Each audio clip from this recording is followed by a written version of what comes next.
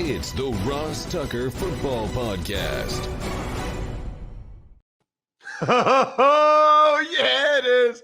But it's not just any Ross Tucker Football Podcast. I would never do that to you guys. It is a teaching tutorial Thursday presented by DraftKings, America's #1 rated sportsbook app. They got a crazy, awesome promotion for UFC. Just make sure you throw the code Ross in. Teaching tutorial Thursday means we have the civilian GOAT. Yes, greatest of all time. Greg Cosell, NFL matchup show on ESPN, NFL films, 42 years. There is nobody better. In my opinion, there is nobody more objective. He doesn't have people he needs to please. He doesn't care. He just says what the videotape shows. I absolutely love it. Just like I love any of you or all of you that go ahead and help our show in any way. You are the real winners. I want winners. I want people that want to win. Easiest contest in the world, #1. Spreading the word via social media with a quote tweet or a retweet or a like or a love or a reply or anything. Anything at all. Frank Aroni, he quote tweeted the Even Money podcast. Thank you, Frank. That's all we needed. I think it might have been the Vikings clip that we posted at Ross Tucker Pod. You can also quote tweet or retweet anything I do at Ross Tucker NFL. Facebook. I look at Facebook a lot. Instagram. It all helps. Frank, Arone. Let me know if you want a signed picture, press pass, whatever. Football card. Sponsor confirmation email winner, Jim Walsh. Jim Walsh went to fantasypoints.com and threw the code 21Feastin. Very simple, Jim. I love it. Graham Barfield was amazing from Fantasy Points yesterday. Absolutely amazing with his yards created metric talking running backs. Just use the code 21Feast over there. Congrats, Jim. And then the YouTube shout out, which is like these cameo videos I do for people. People have me do cameo videos. They hire me on Cameo to give them like a happy birthday shout out. I'm going to give you whatever you want, Stephen Clinton. Just let me know. I saw your awesome YouTube comment after you subscribed, youtube.com/Ross Tucker NFL. It's Big Show time. The Big Show. All right, I already told you about him. He is the greatest of all time, Greg Cosell. He'll actually join us next Friday morning. So we will be the first place where you can hear Greg's post-round 1 thoughts, and Greg and I can talk about it and just the interesting fits. You know, we don't talk – I'll talk more about what I think about some of the decisions teams made. Greg will dive more into the fits and where we see these players playing for these new teams. So that's next Friday morning. We'll do the third Ross Tucker Football Podcast of the week next week. Got some awesome stuff planned for Even Money and Fantasy Feast as well. So today we're going over the DBs, Greg, both corners and safeties. It's our last position group. We've done a different position group every week for the last, 8 weeks. People can go back. That's a cool thing about podcasts. You can listen to them or watch them on YouTube whenever. Before we get there, though, Greg, we did get a couple of official weights from guys that were at the Indy Combine that stood out to people. I guess the medical checks. They finally had the medical checks last weekend. And I just got to get your thoughts on it. You'll probably tell me it's meaningless. Maybe you'll tell me it's not. I don't know. The first one, Devonta Smith weighed in at 166 pounds. So he's over 6 feet tall. He's 6'1.5", whatever. 166 pounds. Now, we thought he was 170, Greg. So I don't know that it makes that much of a difference. But does it matter to you at all that he's 166 and not 170? Oh, no. But the point is, he's an outlier. He's an exception because of his weight. And that will be discussed in draft meetings, Ross. There's no question. He's a high-level traits receiver. There's no question that when you watch him on tape and you see the traits and the attributes, you say this guy's a really, really good receiver. But at 166, he's an exception. So it will be discussed. It's easy to say right now and certainly because he played at Alabama at the highest level of college football, that, it doesn't matter because he played so well at that level. It's an impossible question to answer, but it will be discussed because he is truly an exception, and that's just the reality. And then you've got, it's funny because I was thinking like Desean Jackson's awfully skinny. I was trying to think about the other receivers that are really, really light. Hollywood Brown doesn't weigh very much. Yeah, but think about what you're saying. Devonta Smith is being talked about as a top 10 pick. So if you draft Devonta Smith in the top 10, then you're expecting him to be a high-level wide receiver one who's an all-pro, correct? Yeah. Desean Jackson's had a really nice career. Desean Jackson would never be considered a top 5 receiver in the NFL. And by the way, he was the 47th or 49th player chosen in a draft, and he's a specific kind of player. He's an explosive vertical dimension. But I would say, Greg, and you might disagree, I think if you knew you were getting Desean Jackson and Desean Jackson's career, I think he would go in the top 10. Now, like with the way the game is now, with the number of plays, the number of big touchdowns stretching the field Desean Jackson had, I think. But that's because, Greg, you know he's going to play 10 years and be productive. Of course you would. I think they'd probably take him in the top 10, but you don't know that now. No, and again, you make an interesting point about the vertical dimension and the explosive plays, because that's what offensive football, in a sense, has become. Coordinators are trying to create explosive plays to score touchdowns. So that's an impossible question to answer about Desean Jackson. But in terms of volume, you would never call him a wide receiver one. As for Xavier Collins, Greg, he weighed 270. Yeah, that surprised me. So you want to talk about an outlier? There are not any 270-pound off-the-ball linebackers in the NFL. There just aren't. No, and the fact that he weighed 270, I'm assuming he wanted to gain weight. He knew there was going to be a recheck. So I'm trying to think that what that means for him. What does he see himself as? Because when he was 259 at his pro day, I thought, wow, that's a good weight. This kid's really athletic. He's fluid. He's smooth. He's a terrific athlete for that size. You start to get to 270, and you start thinking that this guy's not a linebacker. You start thinking that he's really a defensive lineman. So does he see himself that way? Does he ultimately want to transition as a defensive end? I don't know the answer to that. You'd have to talk to him.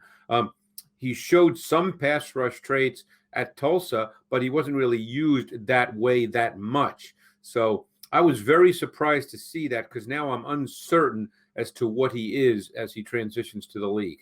So I would tell you, just like they're talking about Devonta Smith, they're talking about Xavier Collins weighing 270, and they're getting to the bottom of it. Did he let himself go a little bit after the pro day? Well, that's a good point too. Did he really have to fight to get under 260 for the pro day? Right. Because he wanted to have good measurables with the jumps and the shuttles and the 40 and stuff. Is he really a naturally 265, high 260s guy? I'm skeptical that he was 259 at his pro day, because that feels to me like a guy who knew he had to be under 260 at his pro day. Well, then here's the question. Let's say he truly played this season at Tulsa at 267, 268, 270. Then that's all the more remarkable, the way in which he moves at that weight. So maybe he too is an exception in a good way, and I'm not saying Smith is an exception in a bad way. I'm just saying, maybe Collins is just one of those freaky guys that moves like he does at 270. And you're right. There have not been off the ball linebackers. You can go back to Levon Kirkland, but obviously he was not that level of athlete. He was not a smooth guy. He was kind of tight-hipped, although he could run, but he was tight-hipped. Collins is not tight-hipped. But that was also a different era with Levon Kirkland. Levon Kirkland wouldn't play on passing downs now. No, he certainly would not. I played against him a couple times. That was not fun. Yeah. For him to have that head of steam. Here's what I would say to Xavier Collins. There's no value in the 10 pounds between 260 and 270 for him. No, That doesn't help him at all for the no. stuff he's going to be asked to do. Like you know what I think, Greg? I think he probably played at like 265, and I am now fascinated to see what he could be at 250. Right. You know, like, and it might be difficult for him, but if he could get to 250, like, he could really be like, you know, you think about the Van Der Esch's and the Edmonds. I mean, he could really be something. Anyway, we got to get to the DBs. Let's start with corners. They'll go higher off the board. They're more talked about. I am, by the way, Greg, always fascinated. And there's other positions like this, but boy, there are different body types for corners. Like, just think about Patrick Surtain II versus Asante Samuel Jr. I mean, really, you're talking about 4 or 5 inches difference in height. Well, we can start with Surtain because when all's said and done, he was my favorite corner to watch. You know me, I don't necessarily love lists. I don't sit here and say number, because it's hard, let's say, to compare Patrick Surtain and Asante Samuel. But Surtain was just my favorite corner to watch. I think that playing mirror match press man, and for people that don't know what that means you're in press man coverage, but you don't physically jam with your hands the receiver off the ball. You let him declare his route, and then you literally just get in his hip pocket. You're mirroring his route. So we call that mirror match press man. Patrick Surtain, to me, was just born to play that. It looks effortless when he plays mirror match press man. And he reminded me the way in which he played that coverage of Champ Bailey. It just looks effortless. And again, we know who his dad was, who played in the league for a long time at corner, but it just looks like Surtain was born to play that coverage. But having said that, he can play physical press. He's very physical and competitive as a tackler on the outside. To me, he was the most complete corner prospect in this draft class. So I've read on multiple occasions that there's a concern of how high his ceiling is. There's a thought that maybe J.C. Horn has more upside. What do you think people are seeing or getting at when they're saying those things, Greg?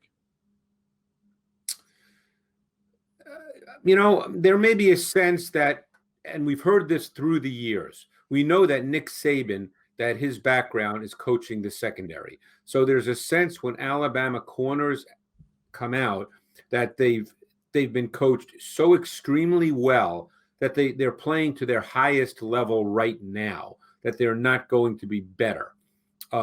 That's a very difficult question for me to answer.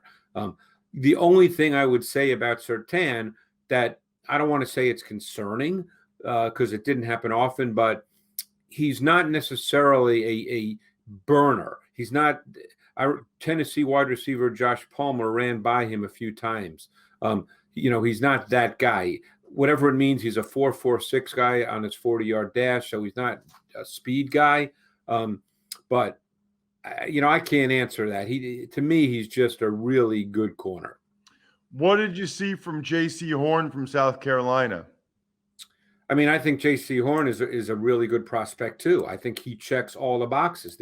There's no question about that. I mean, you're talking about a kid that's 6'1", 205. His measurables are really strong.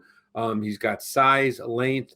What stood out was his physicality and his competitiveness. That really stood out. The one thing he will have to clean up, which you're allowed to do in college, but not in the NFL, Ross, is he was very handsy and grabby through receivers' routes. And you can do that in college. You can't do that in the NFL. But he's got all the athletic and physical traits you want in an outside corner. He can play press. He can play physical press. He can play mirror match press. I mean, you watch him against Auburn when he lined up against their wide receiver, Seth Williams, who likely will be drafted. I mean, that was textbook mirror match press man, just getting in the hip pocket of Williams and maintaining contact throughout the route. It was beautiful. So he checks all the boxes. He just has to clean up the handsy, grabby approach. All right, so we're well aware at this point of Caleb Farley's back surgeries and the medical issues. What about just what you saw on the tape, Greg? And you have to remember with Farley that he was a quarterback in high school. He does not have a ton of experience, Ross, playing corner. So he's still learning. But this kid, he is so powerfully built. Size-wise, he's similar to Horn and Surtain, but he just looks different the way he's built.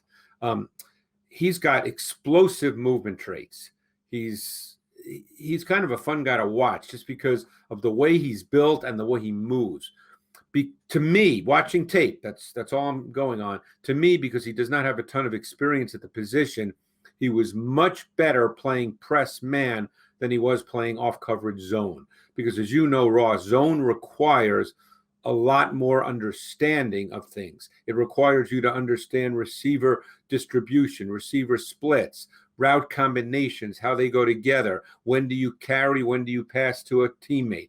Those are things that are learned, and he doesn't have that kind of experience. He hasn't played a lot of football at the corner position, but the physical and athletic traits are there, and he is a powerful, explosive, moving athlete.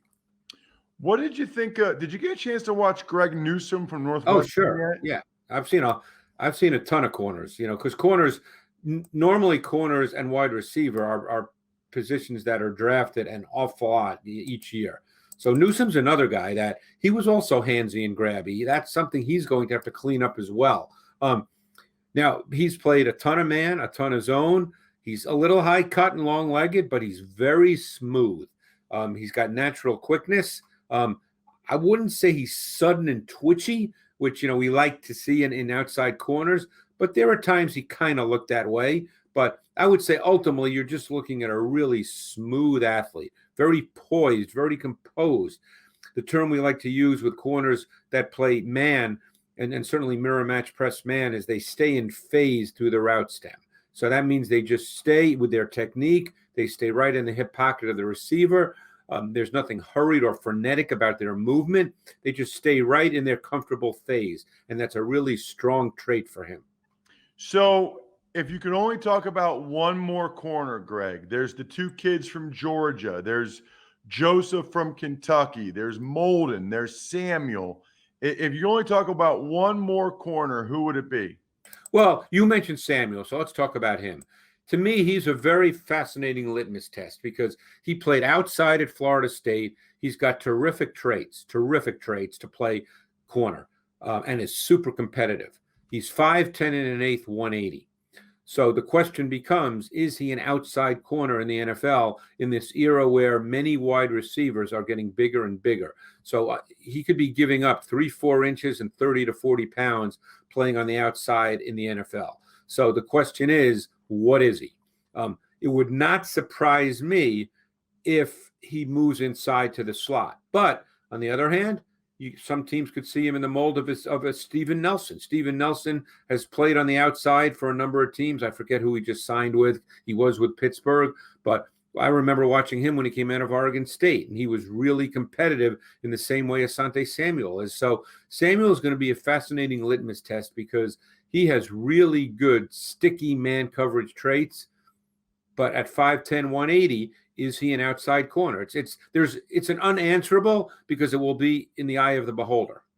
So let's get to safety, Greg. I don't spend as much time on it because there might not be any taken in the first round. Feels like this is the same way every year where there's like not a first round guy. There's a few that could go late first, early second. Is there a guy you love? Because I like letting you talk about guys you love. Well, there's a couple of guys I really like. And one guy I really liked on tape was Andre Sisco from Syracuse, who got hurt, and I think he only played 2 games this year. But I think this kid, to me, he can play multiple positions within different defensive concepts and schemes. I think he's as good a post-safety prospect as there is in this draft class. There's not a lot of post-safety prospects. And I think he's as good as there is. I mean, he's got play speed and range. He's got great ball skills and production. I mean, this kid played 24 games in college, Ross, and had 13 interceptions. Think about that for a minute.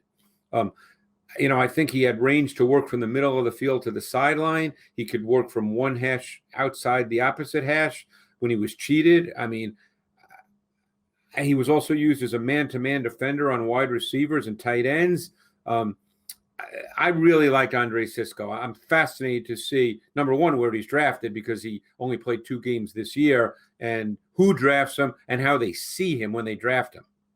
So, Greg, you and I know what a post safety is, and I think we've talked about it on the show before, but a lot of our listeners, they love listening to you because they learn post safety. Greg, your explanation. Oh, post safety is when you're in a coverage that has just a deep safety, a single high deep safety. So it's cover 1, which is man to man with a single high deep safety, or cover 3, which is zone coverage with a single high deep safety. There's only one deep safety. That's what a post safety is, and that's what I was speaking about with Andre Sisco.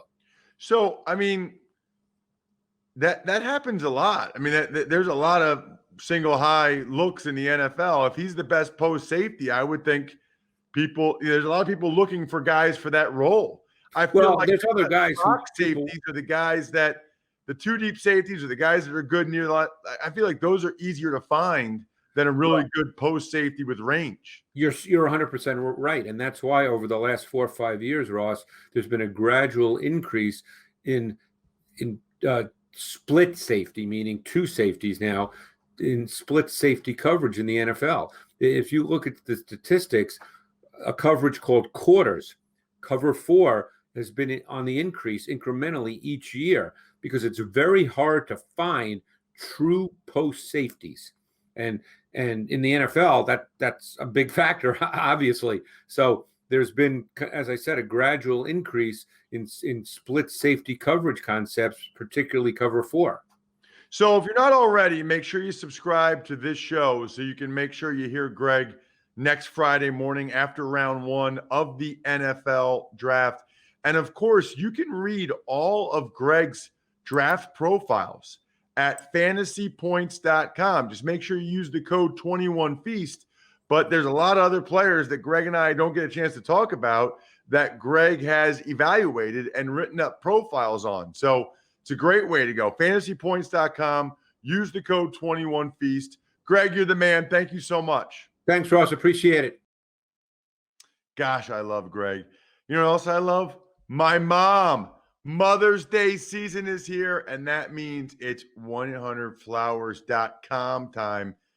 Ordering early means getting the best selection of bouquets that are guaranteed to show her she's loved. Right now at 1-800-Flowers, you can get 36 sorbet roses. That sounds good. For $36. These aren't your average roses either. I love these sorbet roses. You guys know me by now. I get it from my mom. I get it from my mother-in-law. I get it from my wife. No matter what they say, they love flowers. They love roses. I actually think they like the multicolored more than the red, but I think maybe for Valentine's Day, it's more of a red for your significant other. Anyway, to order 36 sorbet roses for $36, like I do every Valentine's Day, every Mother's Day, go to 1-800-Flowers.com, click the radio icon, and enter code football. That's 1-800-Flowers.com. Code football. Hurry, this offer expires Friday. That's tomorrow. Tux Takes. Morning, Ross. Let's start with some of the actual rule changes in the NFL. They announced yesterday. What are they, and your thoughts? No overtime in the preseason. That's awesome if you are a preseason broadcaster like I am. We don't need overtime in the preseason. I'm surprised it took them this long to get rid of that. One less guy in what they call, I don't know, the recovery zone or something. One less guy trying to recover an onside kick for the kickoff return team. They're not doing the 4th and 15 thing, which I think would be amazing. They're keeping the onside kick. So they're trying to make it a little bit easier to try to recover an onside kick. The replay official is going to be more involved, but still vague as to what exactly that means. And they're going to allow single digits for skill guys, which is pretty awesome. And we'll see some number changes. However, you got to buy out the entire inventory of your old jersey if you want to switch. However, I would think by the time you buy out the whole inventory and then switch, everybody's going to want to get your new one. I don't know. Somebody have to do the math on that one for me. Tuck's Takes. The NFL announced yesterday that they're going to announce the 2021 NFL regular season schedule on May 12th. I might be the only person or one of the only people, Bri, in the galaxy that is like more interested in the preseason schedule because I want to see what Eagles games I'm calling when. I guess they're all coming out May 12th. Used to come out before the draft. Used to be a big deal. I think they've realized, though, there's enough like pre-draft buzz that doing it in mid-May, it gives it another like turbo boost at that point on the calendar. Tuck's Takes. Any thoughts on Devonta Smith weighing 166 pounds, Xavier Collins weighing 270, or it being revealed that Justin Fields has had epileptic seizures in the past? Well, I think Greg and I hit the Devonta Smith and Xavier Collins thing pretty much. I'm not overly concerned about either, but I do think it's fair to discuss it, and in particular to reach out to Xavier Collins or Tulsa and find out what he played at last year. As for Justin Fields, it obviously appears to be something that he's been able to manage and manage well. I actually like hearing these stories in the sense that it can really be inspirational to other people that have to deal with similar issues.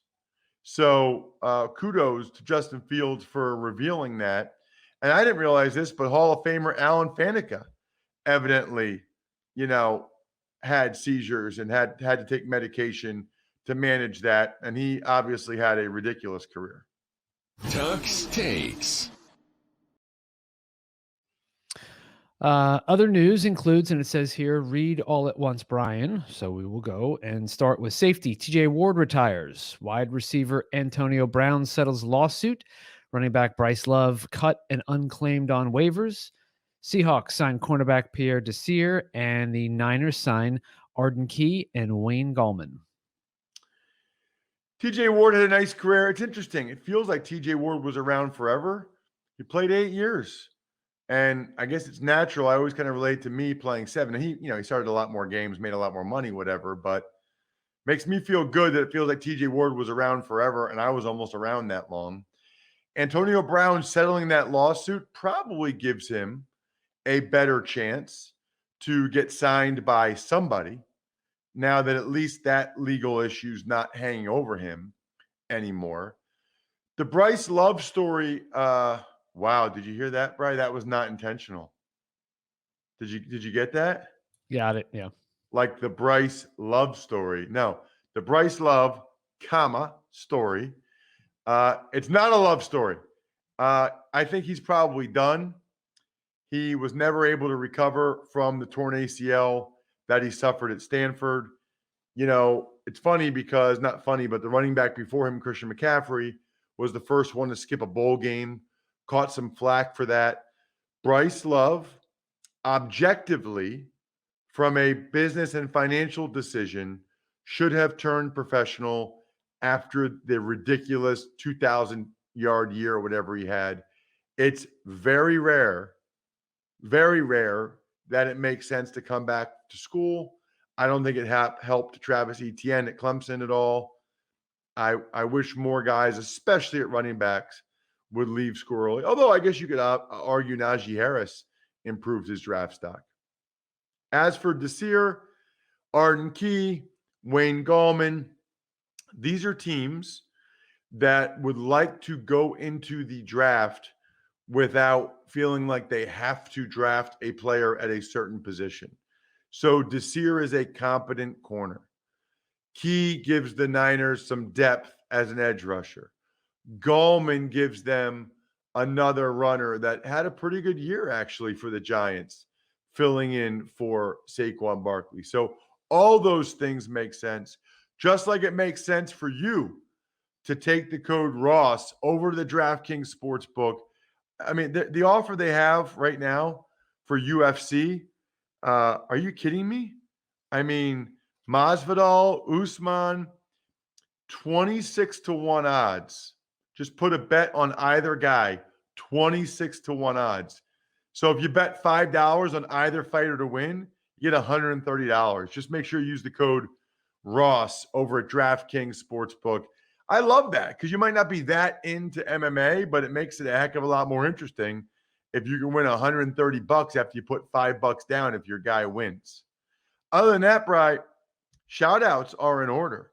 But of course, for all of our Patreon members, but especially Pizza Boy Brewing, delicious, Sporticulture, delicious, Vision Comics with an X, HumanHeadNYC.com. That'll do it for us for this week. However, you can listen to Fantasy Feast. Grant Barfield was amazing. Even Money. College Draft with Emery Hunt's Elite. Business of Sports. Andrew Brandt went over the Super League with Taylor Twellman. Check that out. And your boy, me.